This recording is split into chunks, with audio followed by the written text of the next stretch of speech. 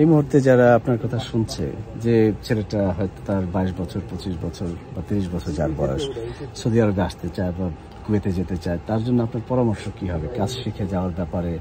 অবশ্যই কাজ শিখে আসতে হবে এবং বাংলাদেশ থেকে বাইরে পা রাখলেই তার উচিত ড্রাইভিং লাইসেন্স করে নেওয়া। নাম্বার 1, এটা একটা ইম্পর্টেন্ট বিষয়। কাজ সে যতটুকু জানুক, যে বিষয়ে সে স্কিল হোক, ড্রাইভিংটার সাথে থাকতে হবে। বাইরের যে কোনো রাষ্ট্রেই, বিশেষ করে মিডল ইস্ট হোক বা বাইরে যে কোনো রাষ্ট্রে হোক, যে কোনো একটা যারা মনে করে যে আগে যায়নি তারপর, না, এটা সম্পূর্ণ বোকামি। এই শর্টকাট ওয়ে বাংলাদেশিদের জন্য খুবই একটা ভয়াবহ বিষয়। এই শর্টকাট ওয়ে খোঁজাটা মোটেও ঠিক না। তাদের আগে ড্রাইভিং শেখা উচিত। ড্রাইভিং শিখতে হবে, কাজের যে কোনো কাজের উপর একটা দক্ষতা নিয়ে তারপর আসতে হবে। এবং দেশে যদি ড্রাইভিং শিখে খরচ কম হবে।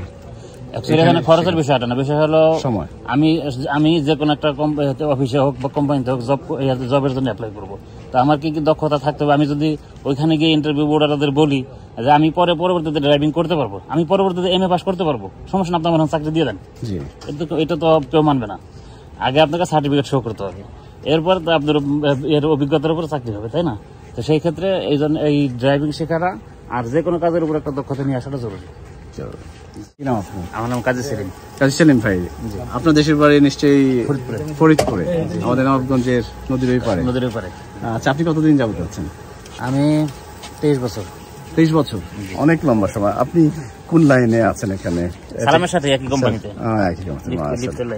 আমরা নিশ্চয়ই ফরিদপুরকেও আমরা আমাদের সঙ্গে কানেক্ট করে ফেলতে পারছি। আলহামদুলিল্লাহ, খুব ভালো থাকবেন এবং আপনার ফ্যামিলির জন্য, বাচ্চা কাচ্চাদের সবার জন্য। আসসালামু আলাইকুম। ওয়া আলাইকুম আসসালাম।